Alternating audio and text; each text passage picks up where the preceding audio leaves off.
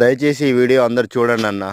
ఎందుకంటే ఏవేవో పనికిరాని యూట్యూబ్‌ల వీడియోలు చూస్తా ఉంటారు. దాని అర్థం పర్థం లేని వీడియోలు గూడా లైకులు కొడుతుంటారు. కానీ మా రైతులయి మాత్రం వీడియోలు ఎవరు చూడరు, లైక్ చేయరు, ఆదరణ అస్సలు లభించదు. మరి ఆ రైతులు ఏం పాపం చేసినో తెలవదు గానీ, ప్రకృతి అట్నే రైతులను నష్టం చేస్తుంది. ప్రభుత్వాలు నష్టం చేస్తాయి. ప్రతి ఒక్కరు రైతునే నష్టం చేస్తారు గానీ, వాళ్ళ బాధలు, కష్టాలు చెప్పుకోవడానికి ఒక యూట్యూబ్ లాంటి దాంట్లో గూడా ఎవరు సరిగ్గా ఆదరణ లేకపోతే ఎట్లా అన్నా? అందరికీ అన్నం గావాలి. అందరు తినడానికి అన్నం గావాలి. ప్రతి ఒక్కటి గావాలి గానీ, రైతుల బాధలు, రైతుల కష్టాల గురించి వాళ్ళు చేసే వీడియోలు మాత్రం ఎవరికీ అవసరం లేదన్న. ఎందుకన్నా అంతగా ఏం పాపం చేసిర్రు రైతులు?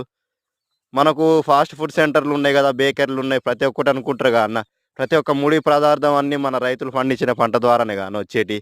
అక్కడ ఏమన్నా మిషన్‌లో, కంప్యూటర్‌లో డౌన్‌లోడ్ చేసేది కాదు గదా! దయచేసి రైతులకు గూడా, రైతుల వీడియోలో గూడా రైతులను గూడా కొంచెం ఆదరించండన్న. ఈ వీడియో అందరికి షేర్ చేసి కొంచెం మా బాధలు గూడా చూపెట్టండన్న. ఇవన్న రైతన్నలకు